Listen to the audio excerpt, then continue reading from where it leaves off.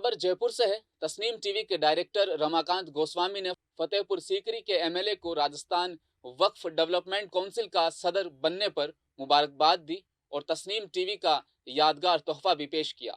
इस मौका पर हाकम अली खान ने कहा कि हम खुश हैं, पहला उर्दू चैनल खुला है। उर्दू जबान की फरोग के साथ साथ गंगा जमनी तहजीब को भी जिंदा किया गया है। उन्होंने कहा कि हमारी दुआ है कि ये उर्दू चैनल जल्द तरक्की करे और आसमान की बुलंदियों को छुए। उर्दू का राजस्थान में पहला चैनल है तस्लीम टीवी।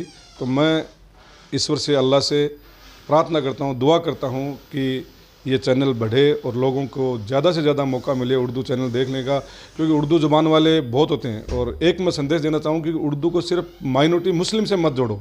उर्दू भाषा के सब धर्मों के लोग उर्दू पढ़ रहे हैं और उर्दू समझते हैं। जैसे अभी भाई गोस्वामी जी हैं, वो मेरे से ज़्यादा अच्छी उर्दू बोलते हैं, उर्दू बोल रहे हैं। तो मैं बहुत शुभकामनाएं देता हूँ, मुबारकबाद देता हूँ, बधाई देता हूँ कि अगर आप लोगों ने अच्छा ही उर्दू का चैनल चालू किया।